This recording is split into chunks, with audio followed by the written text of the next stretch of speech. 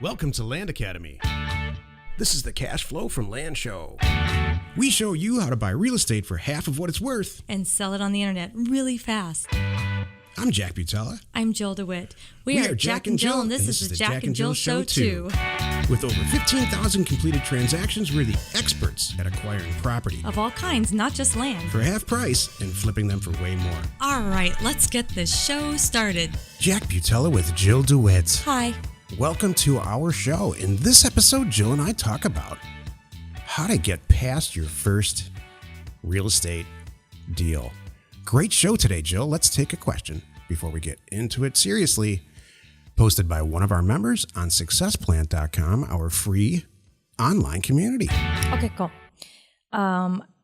This was from Aaron. Aaron wrote and asked, I've come across a relatively expensive property purchase in my county.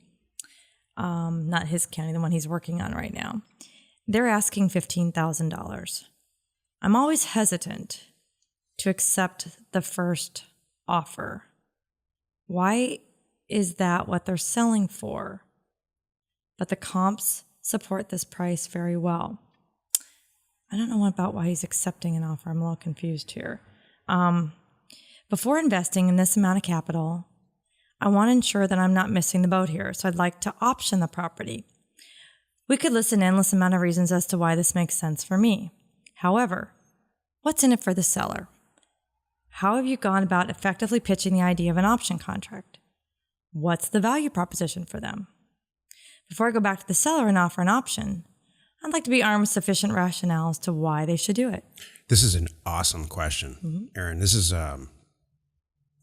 this is master's degree / PhD level question. And I don't know how far you are into this, but boy, you're going to go far. It has to work for everybody. There's a lot of people don't understand that. So you're looking out, you're trying to make it work for the person that you're buying it from. So this is how I do it with options. I always have. You obviously sent them a letter, whoever this person is. You sent an offer for, let's say, I'm going to guess $4,000. And they say, oh, no, I want 15. And you say, okay, then I'm going to give you two choices. I will pay you $4,000 now, and we can be done with the whole thing, depending on your motivation. Or I looked into it, and $15,000 might not be so unrealistic, but that's not my acquisition criteria. So I will option it for $15,000, and when I find a buyer, and that will probably be relatively soon based on my research, I will purchase it for $15,000. And it's going to take a little bit longer, and it'll be a little bit more complicated, but not really. That is what's in it for the seller. They get a lot. Obviously, the price matters to them because the methodology that Jill and I use when we send all these offers out is to smoke out the people where price just doesn't matter. They just want to get rid of it. They want to clean out their attic. They want to have a garage sale. And they don't care if they make $4,000 or $400 or $4. They just want the stuff gone. And this is not one of those people, and that's when it's appropriate to use an option. I hope that answers the question, Jill. Is that pretty clear? You know what? I focus on the time. Jill's the option queen, by the way. Well, She'll option everything. Yeah, here's what I'll do, and this comes up often. This exact situation, Aaron, is when I would do it.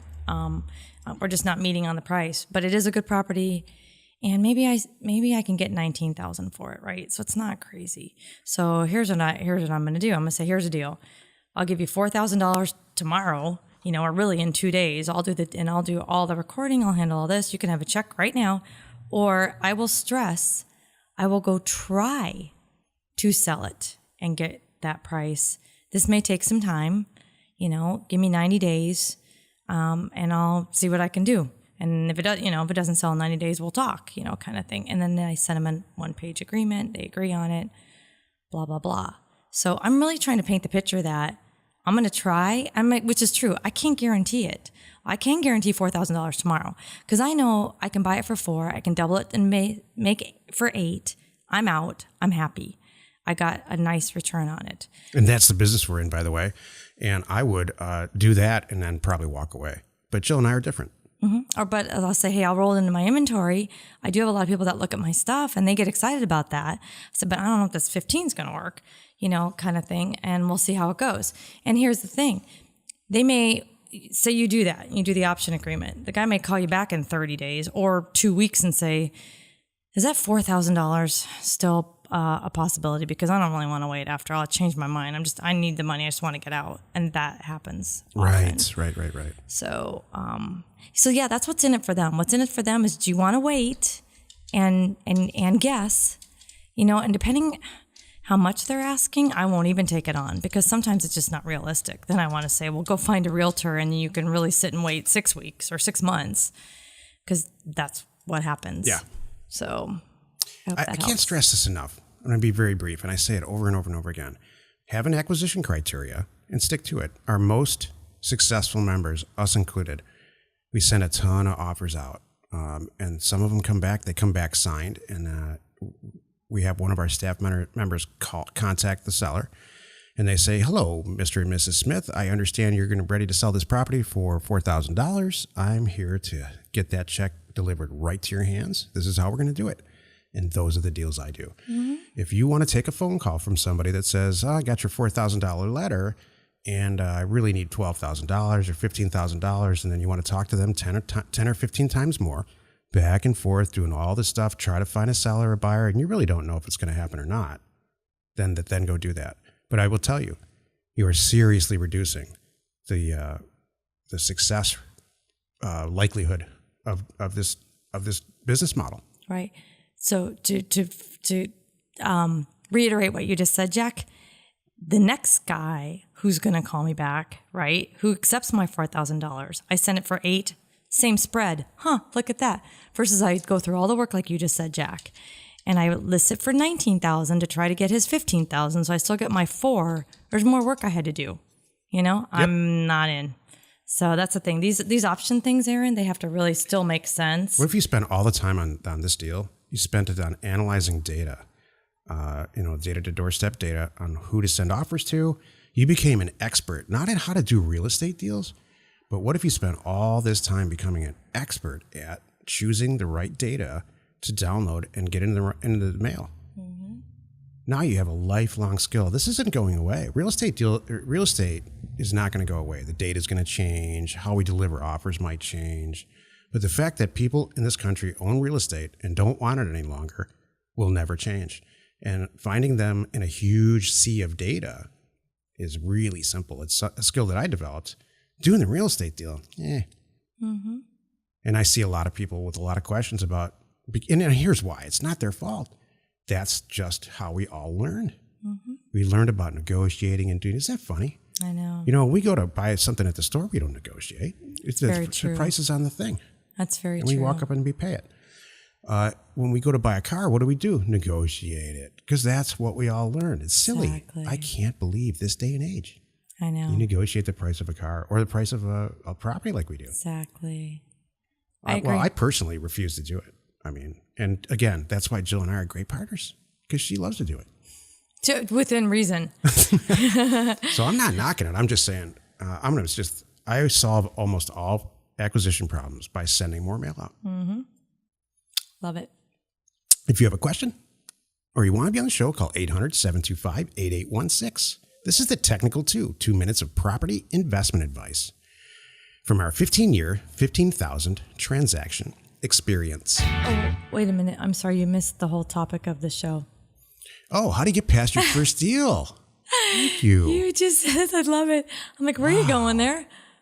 We were still answering the question. Yes, I love it. Wow. That I don't think you've ever done that. I don't either. That's hilarious. You just fast forwarded to wrap up. Have a nice day. Maybe I need somebody to stand behind me all day and point stuff out. No. I really do. Maybe sometimes I do. No, I just want to. We could do the technical too before this show, but that's okay. That's good. That's okay. Good. Today's topic is how to get past your first deal.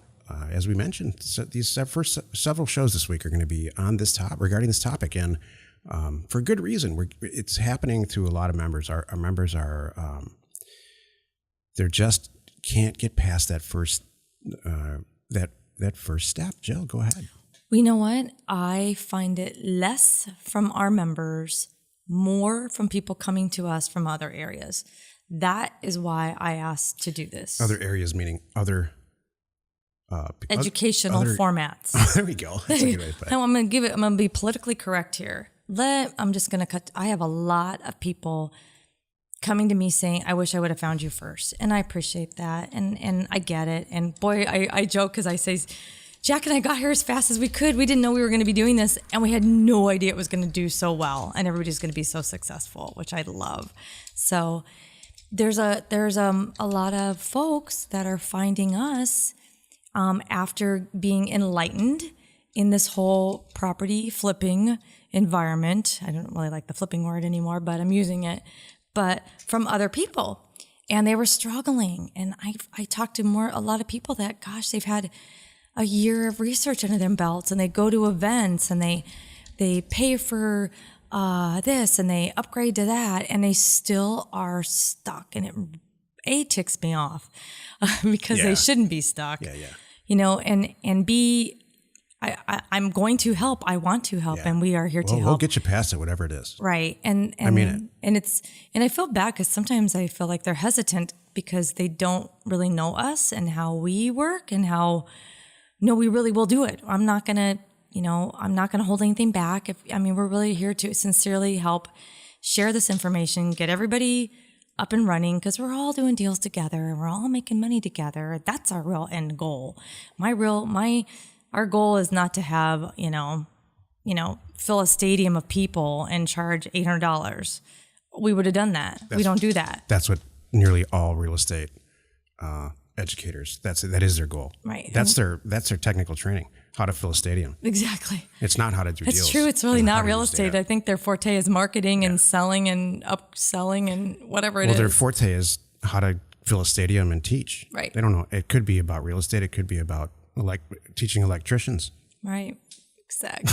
So it's a sad situation, but it's true. Exactly. So I'm talking to specifically anyone who doesn't know us, or they've had some experience in learning and in getting some education in other areas, and you still haven't got that first deal done. And I want to tell everyone that you are not alone. It's not you. If you think you're missing some pieces, you probably are. It's really not you, and we are here to help. Good. Jack? There's just a few stages that you could be stuck in. I spoke with somebody very recently, a super bright woman on the East Coast, and she's stuck getting offers in the mail. Mm-hmm. Some people are stuck. They have people calling back, sellers calling back. They want to do the deal. They're ready, or signed offer in the mail. They're staring at it on their desk, signed. And they just don't know, even though the cash flow from land program that Jill and I put together really outlines right down to the last detail, I think, how to get one of those deals done. They're just lacking that, whatever it is, to put it all on the line and get it done. Right. I think the root of it is this concern about failing. Our country and the way that we're educated is, watching our 3 kids go through school and participating in it. We get in a lot of trouble, and we don't get rewarded for failing. We don't get encouraged to fail at all. It's not part of the learning process. And unfortunately, I just think it's backwards. Mm-hmm. It's okay to fail. Mm-hmm. And then ask for help and say, this failed and I don't get it. And that's you're going to get to success so much faster. Well, and I think that touches on where I was going to go with this too, is that wherever you're getting the education, you're obviously not getting all the missing pieces. And you should be okay and have an environment to ask, hey, I'm 3 months in. I've studied the thing that you gave me 3 times. I'm still not getting it. I'm missing this piece, and you should get that. That is... Absolutely. I mean, Jill and I pride ourselves in providing the tools, the information first, but then the tools to get it done. So here's a bunch of sentences, Jill, that I've heard in the past from people. I just don't know which county to choose. Okay, then we're going to go through it again. Mm-hmm. And that's fine. I got an offer. I'm looking at it. It's sitting here on my desk. It's a great deal. I think it's a good deal, but how do I get a notary? Mm-hmm. How do I find a notary to get, a cashier's check to the seller? Where do you get a notary to facilitate that whole thing? Mm-hmm. How do I do a deed? Mm-hmm. I've never done a deed before in my life. What is a deed? Mm-hmm. So there's all kinds of little ways that you can, but I'm here to tell you, it is just not that hard. Mm-hmm. we walk through the purchase and sale of a property through our cash flow from land program from start to finish. Mm-hmm. Everybody needs, I think, I think there's a psych issue because they think they're getting all the information. Here's what I think. It's like, imagine I was going to doctor school and I'm sitting in a classroom. I mean, I'm just trying to... Doctor school is awesome. I've never heard anyone say medical school, doctor school. Okay. What are you doing there, Jethro? Oh, I'm going to that there doctor school. Thanks a lot. Thanks a lot. Well, you just opened it I up. don't know. I just Slept yourself up. I know. Everybody named Jethro? I'm sorry. You're so silly. I'm studying to be a surgeon. And what do I need to know? I don't need to know that, hey, make sure you find this artery and you use this and you use that and da-da-da. I don't need the philosophy. I really need someone to sit down and show me where is that artery and how do I do this? That's right. And I think, so here's where I think there's some, where it's goofing people up is they're only getting that philosophy. And I think they think there might be something wrong with them that they can't figure it out. And I'm here to say it's nothing wrong with you. You weren't given you were only given chapters 1 through 3. You weren't given the whole book. You need it all. So. Yeah. I mean, we've all had good teachers and bad teachers, right? I mean, I can remember my 3 favorite teachers or so. Oh yeah. I don't remember any of the bad ones. Do you? Any of the bad ones? I mean, unless it was like dramatic or traumatic. I don't remember. I like I was sitting there yesterday. I remembered my favorite 3 teachers and why. Yeah, I do too. And I'm sure it was some version of they really understood what the heck was going on and got me past it. Mm-hmm. So whatever it is, just, when you're a little kid, it's the same thing. Mm-hmm. Just get me past it, man. Exactly. So I just want to, if you're having any first deal psych issues like that, don't be afraid. I love what you said, Jack. Number 1, don't be afraid to fail. That's going to happen. You need to plan that, by the way. That's what I would do. I would start planning it. Going, all right, fail number 1. Yep. Nice. Now I got that out of the way. Oh, fail number 2. Whew, that was a good one. Not going to do that again. I still do that. I mean, with everything I start out in, I fully realize it's going to take. Yeah. It takes, to start a company, it takes 2 years. You might be more successful than that, but in the end, and I'm not saying every single company, and I'm not saying, they might cash flow right from the beginning, but the hard knock piece of it, you're still going to make mistakes. It's going to take 2, and even after that you are, but to really get where you're poised, where you can look around and say, wow, okay, it's going okay. I'm starting to think about hiring people and all that. Mm-hmm. It typically takes 2 years. We did that. We've had companies where, it was cash flowing, but then we're like, oh, shoot.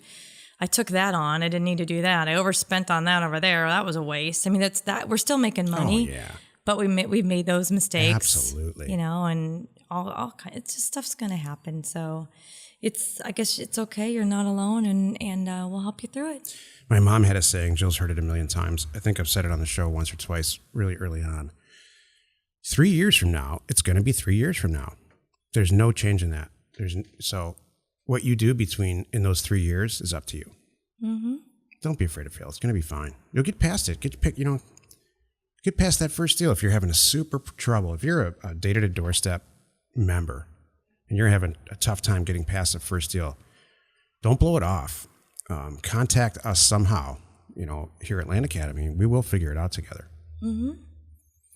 Can I say this now? Is this the right time to say this is the technical 2? Go right ahead. Is it in the right order? It is in the right order now.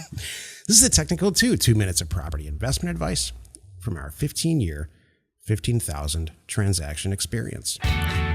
If you're having a tough time getting past any point in your real estate career or getting past that first deal, micro-identify exactly what's going on and really get past it. Or if you can't get past it yourself, don't turn it off. Find the help that you need, starting with us. We will, I promise you personally, if you're not a crazy person, we do have crazy people around. If you're just having some micro thing to get past, I will personally help you. Jack's phone number is, just kidding. Well, it is. Jack's cell number is 725-8816. Thank you, Jill. That's perfect. You're welcome. I love it. Yeah, you know what? Actually, that's a very good point. call that number. Whatever your question is, we'll answer it. Do it on the show. That's what this is for, by the way. There you go. So surprisingly few people contact us via that. I know. Why is it intimidating? I wonder why. Jill, it's that time to inspire us. I thought that whole thing was inspirational. Me too. It always is. We get to this point and it's like, how can this be more inspirational? I know. So I just want to add something that I've been thinking about. And it is, please make sure your dreams are really your dreams. It's easy sometimes for some people, I've done this, to get caught up in other people's goals and dreams, and you say, oh yeah, that's what I want too. Or even like it's for your spouse and you think, okay, yeah, that's great for all of us, but at the very, very bitter end, it's really not your thing. You really have no desire to jump out of a, airplane. You have or to live at that address, or to have that car, or this is such great advice. Life. So it's easy to do that. So I want to make sure everybody just takes a moment and by yourself really think about what your dreams are. And you don't have to share them. Just make sure you're also working on your dreams. You should share them, but you want to have your own dreams. Our largest demographic on this show, I just looked at it yesterday, and in other places in the companies that we have, not the actual land buying companies, but the ones that have shows and Land Academy and things like that, are young people from 24 to younger than 30. Mm-hmm. And so you're young enough to remember whether or not your parents wanted you to be a hockey star. Mm-hmm. That's their dream, not yours. It's true. So if you are a hockey star, congratulations, that's great. But for the rest of us, we had to crawl our way back out of that disappointing parents' hole and go do something else. So don't get caught up in it. Jill's exactly right. And if you're a parent, you're one of those crazy parents on the sideline thinking that your kid's going to be a football star. Yeah, you're crazy. Mm-hmm. That's what's their kid. Listen to your kid. He'll tell you really at a young age what they want to do. They won't say, I want to be an engineer. They won't say that. They're going to say, I like to build skyscrapers and play with blocks, Exactly. Yep. Okay. No, that was great. Thank you. I appreciate that. No, I could go on for a year about that topic, but I won't. Okay. Mostly because I don't want to bore my friend Jill. You won't bore me. That's so funny. Wouldn't be the first time, though. Yeah, I got to tell you something funny, though, about make sure your dreams are yours, because I try to instill that in all of, not just our children. I mean, I'm a community. I think it does take a village. So my best friend's kids are kind of my kids at times, and I treat them all the same. So I instill the stuff in everybody. But our kid number 2 and I were having a talk that day, and it was the funniest thing because I was talking to him about realistic goals, and he came back with me with stuff like this, and I'm like, it was beautiful. What did he say? I was saying, look, I said, what if I told you I wanted to be a jockey tomorrow? He looked at me and said, Mom, you should go be a jockey. And I said, okay, no. We're going to jockey school. I'm not 4 foot nothing, and I don't weigh, 80 pounds wet. Pretty close. I am not going to be a jockey. So How much do you weigh, Jill? I'm not going to answer that. It's so funny, but I can't believe he actually turned it around on me. And it was just, and it wasn't even. I wonder where he learned that. I know. Well, here's what's so great about it. It wasn't he was trying to do it. That was his innate response. Well, then, Mom, you should go do that. Because he's heard me say that forever. Yeah. Then you should go do that. And I was like, wow, that was really kind of cool. And it was so funny because I'm like, darn it, he totally ruined the point I was trying to make, but it was a really good point. His point was better. Here's what I never tell the kids, or anybody for that matter. I don't say crap like this. You can be anything you want if you put your mind to it. No, you can't. Right. I'm telling you right now, I can't be anything I want if I put my mind to it. You're too tall to be a jockey, right, I can tell you right now. There's some stuff that I might want to do that I cannot do, period. Right. And I respect that. Silly advice like that is not what we're trying to come off with here. Like the rest of the world, anybody who's successful, you take a look at somebody who did it already and you work it backwards. Deconstruct the whole thing, have that stuff in place. Motivation, the tools, and the whole thing. You'll get it. Mm-hmm. So thanks. That's hilarious. I didn't know about that. Hilarious. Yeah, that was his response. I'm like, what? Maybe okay.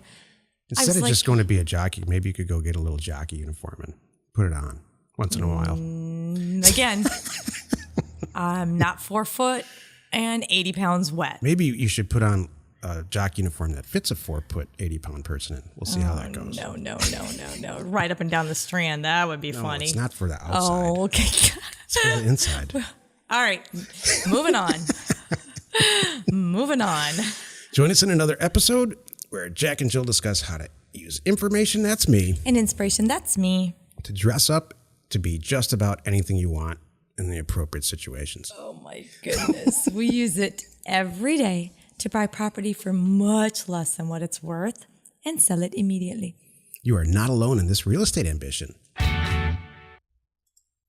right, during the show, I had a list of little outfits that I think No. would be... No. We're not going to, whatever that is, erase it. No. This is not the place. You want to send that to me in another way? Sure. You want to write that down? I'll Put it look in at a that. card? Yes. That's nice. And a card you pick out at Hallmark like that? Well, we'll talk about that later too. So I have other ideas, but Oh, okay. See that? I didn't get shot down. She just said there's a better way to do this. yeah, it's not that I don't want to know. It's not, I do want to know. She's negotiating with I would me. rather not share that. That's special. Jockey. Oh my gosh. Information and inspiration to buy undervalued property. I have a card to go by. We are Jack and Jill, and this was the Cash Flow from Land Show. We are the experts at acquiring property Of all kinds, not just land, for half price just so we can flip it for way more. and really fast. Thanks for listening. Let's go buy some property. If you want to get involved or you need more information about our profitable, niche real estate operation, call 480-467-0359. You just might get Jill at the other end of the line. Landacademy.com. You are not alone in your real estate ambition.